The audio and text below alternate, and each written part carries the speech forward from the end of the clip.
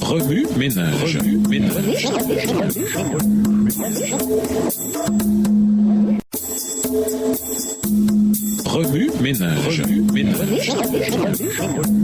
Bienvenue à votre émission. Remue-ménage. Nous voilà à la leçon de dimanche. Intérioriser. Une coalition de critiques. Pourquoi Néhémie avait-il des opposants? Il se trouve qu'il entre dans la nature humaine pécheresse de se sentir menacé dans ses intérêts personnels par l'avancement et la réalisation des autres. Dans le cas de Néhémie, il s'agissait d'une simple économie géopolitique, centrée entre les villes-États de la vallée de l'Euphrate et du Tigre et l'économie égyptienne au centre du Nil. La Jérusalem reconstruite assurerait un potentiel commercial et garantirait une entreprise commerciale sûre. Samarie en pâtirait et ses alliés aussi. L'insécurité engendre habituellement la pensée suivante. Tout ce qui avantage les autres me menace. Avez-vous déjà rencontré des gens qui pensent comme cela? Se pourrait-il que vous ayez vous-même été animé d'une telle pensée? Un avancement, un prix ou quelque reconnaissance d'un autre que soi peut engendrer l'insécurité, peut mener au mépris, au sarcasme, aux railleries et à l'insulte. Bah,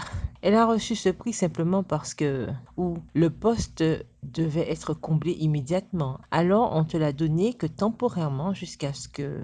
Animé d'une attitude passive, agressive, de la jalousie et ou de différentes pensées toxiques, le moi cherche à préserver à tout prix sa dignité en rabaissant ses semblables. Sanballat décida d'attaquer en premier lieu en recourant au ridicule. Les Écritures déclarent: Sanballat fut en colère et très irrité. Il se moqua des Juifs. Néhémie 4, verset 1. Deuxièmement, Sanballat parla devant ses frères et devant les soldats de Samarie. Néhémie 4, verset 2. Plutôt que de s'adresser directement à Néhémie, il s'arrangea pour faire circuler ses moqueries. L'armée samaritaine établie était tellement anxieuse au sujet de son avenir que ses dirigeants se moquèrent de Jérusalem derrière son dos. Leur moquerie était si intense que les Écritures rapportent les slogans frivoles de Tobija, leur acolyte, au sujet d'un renard. Néhémie 3, verset 35. Les insultes tombèrent dans les catégories suivantes. Ces juifs impuissants, ils se moquent de l'identité et de la culture. Les laissera-t-on faire? Ils se moquent de leur capacité. Sacrifieront-ils? Ils se moquent de leur religion et de leurs convictions. Vont-ils achever? Ils se moquent de leur expérience. Redonneront-ils vie à des pierres ensevelies sous des monceaux de poussière? Ils se moquent de leur connaissance et de leur éducation. Et si un renard s'élance, il renversera leur mur de pierre. Ils se moquent de la qualité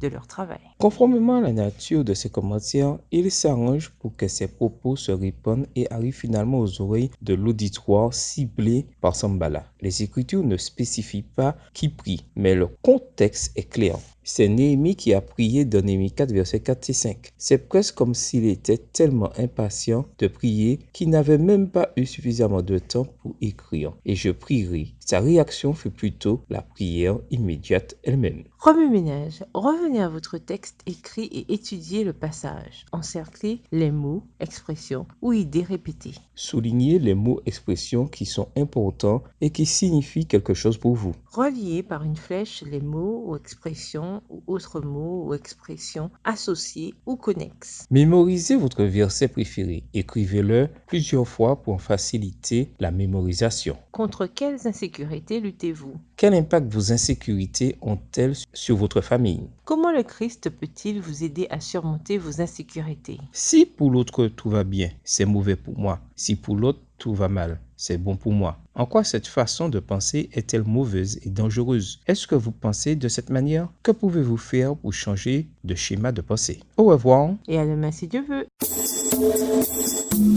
Remue ménage. Remue ménage.